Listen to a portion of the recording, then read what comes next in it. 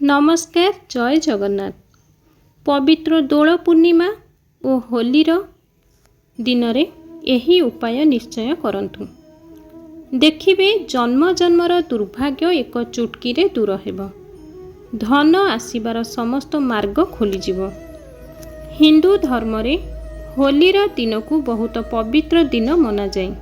यही दिन रे भगवान श्री हरि विष्णु हिरण्यकश्यप नामक राक्षस को बध करथिले। एही दिन रे हिरण्यकश्यपर भौणी होलिकार दहन होइतिला। एथिपई प्रत्येक वर्ष होली खेलिबा पूर्वरु आमे होलीर दहन अवश्य करिथौ। कुहा जाए होली दिन जदि भगवान विष्णुकर पूजा पाठ साधना क्रिया ठीक भाବରେ करि नियंती तो आमको भगवान श्री हरि विष्णुकर आशीर्वाद प्राप्त होइथाय एवं समस्त ग्रह मानकर कुप्रभाव दूर होइथाय। आम जीवन रे जो निर्णय नहीं थांती सही निर्णय रे केवल लाभ ही होइथाय एवं एही दिन रे माता लक्ष्मीकर जदि पूजा पाठ साधना करि नियंती तो आम जीवन रे धन समस्या दूर होइथाय। जन्म जन्मरु दरिद्र जीवन गरीब जीवन दुर्भाग्य नष्ट होइथाय बोली कुहा जाए। होली दिन एही गछर चेर को आनिबाकू पड़िबो। जहाँ मु एबे एही भिडियो रे आपण मानकू कहिबी। एहा द्वारा कोन होइथाय ना आपणकर नवग्रहर कोनोसी दोष लागिथिले ताहा तुरंत दूर हेबो एवं नवग्रहंकर साथ मिलिबो। आपणक दुर्भाग्य भाग्य रे बदली जिवो एवं साक्षात भगवान श्री हरि विष्णु को आशीर्वाद प्राप्ति हेबो। एहा करिबा द्वारा बड़ ग्रह राहु केतु शनि को दोष सबु नष्ट हेबो। होली दिन को माता लक्ष्मी को दिन भी मना जाए। एही दिन रे माता लक्ष्मी को अलगा पूजा पाठ भी करा जाए। एही दिन रे जदि आपण सेही गछर चेर को नहीं आसंती माता लक्ष्मी को कृपारु गरीब दुख कष्ट चिंता सबुदिन पई शेष हेबो। आपणक जीवन रे धन लक्ष्मी। भिडियोटी जदि आपण मानकू पसंद आसे तेबे भिडियोटी को गोटे लाइक करि दियंतु एवं अधिकरु अधिक शेयर करंतु। जदि आपणकू भगवान विष्णुकर कृपा प्राप्ति हेई गला तो मानिकी चलंतु आपणकर जेते भी बड़ शत्रु थांतु सेमाने आपणकर किछि भी क्षति करि परिबे नाही। आपणकर राहु केतु आपणक जातकरे भल होई जिवे। आपणकर ग्रह आपणकू साथ देबाकू लागिबे। कोनोसी ग्रह मानकर कोनोसी दोष आपणक उपरे लागिबो नाही। आपण जेउ भी कार्य करिवे जेउ निर्णय नेबे सेथिरे केवल आउ केवल आपणकू फायदा ही मिलिबो। आपणक जीवन रे आपण एते उन्नति करिवे ताहा आपण ए समाज रे एक उदाहरण हेकी रही जिवे। सेही परी जदि माता लक्ष्मी को पूजा पाठ होली दिन करि नियंती तो माता लक्ष्मी कर सेही आशीर्वाद प्राप्ति हेबो। पाठ करिबाकू पड़िबो जहा द्वारा विष्णुकर आशीर्वाद प्राप्ति हेबो एवं नवग्रह पीड़ा दूर हेबो। एही दिन माता लक्ष्मीकर केउ प्रकार पूजा पाठ करिबाकू पड़िबो केउ गछर चेर आनिबाकू पड़िबो जहा द्वारा माता लक्ष्मीकर आशीर्वादरु आपणक घरे धन दौलत आसीबाकू लागिबो। एही भिडियो रे जेउ सब उपाय कहिबी एहाको वर्ष रे मात्र होलीर 2 दिन रे करा जाई थाई। एही पवित्र पूर्णिमा दिन तो एथिपई एही दिन को जमा भी हाथ छड़ा करंतु नाही। दोल पूर्णिमा दिन शुभ जोग और दुर्लभ जोग बनुअछि। एही जोगरे जदि आपण लाभ उठाई थांती तो आपण जन्म जन्मरु गरीब जीवनर मुक्ति पाई थांती। एहा सह आपणक भाग्य रे धन दौलत ऐश्वर्य आसीबाकू लागिबो। जदि आपण आपणक पई एवं आपणक परिवार पई भल चाहुछंती तो एही भिडियो को लास्ट पर्यंत निश्चय देखंतु।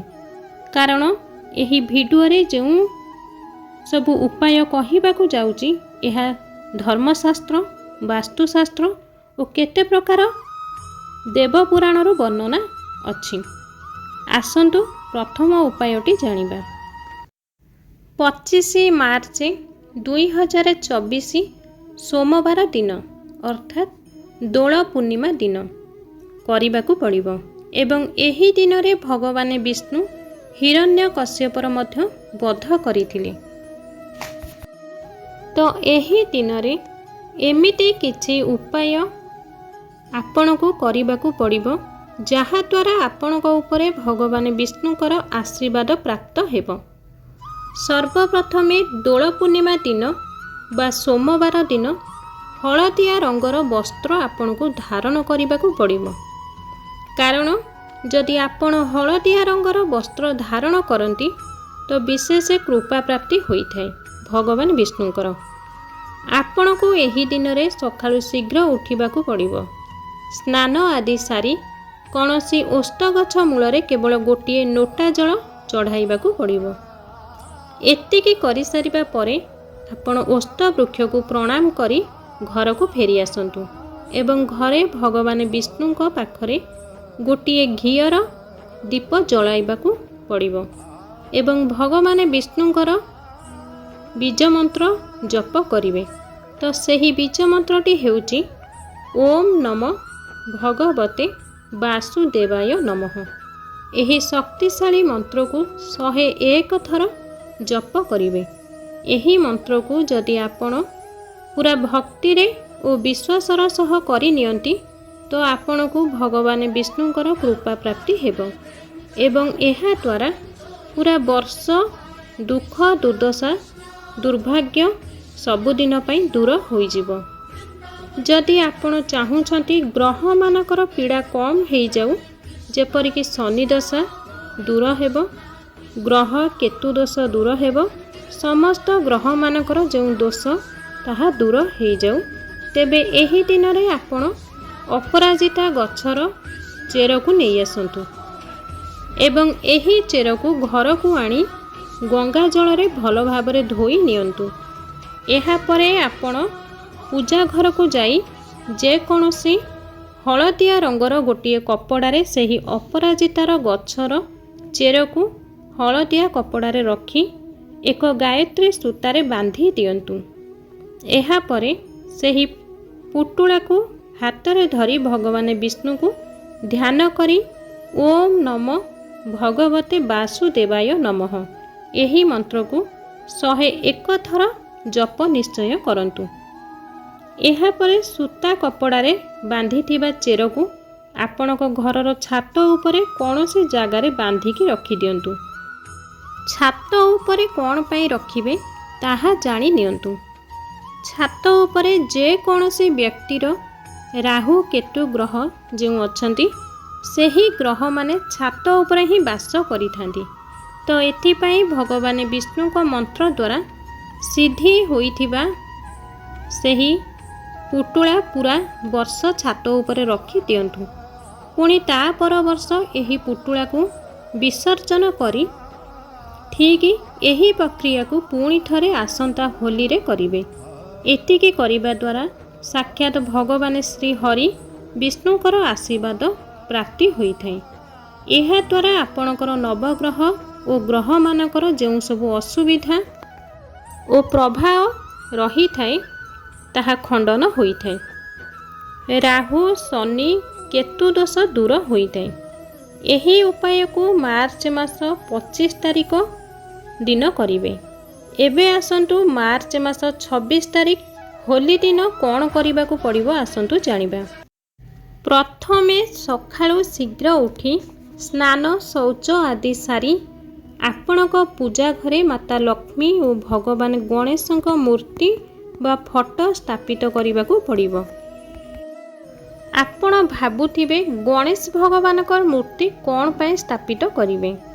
कारण भगवान गणेश आमर प्रथम पूज्य अटंती और एही दिन रे जदि भगवान गणेशଙ୍କ पूजा करि थांती तो आपणक उपरे भगवान गणेशଙ୍କର आशीर्वाद पड़िबो।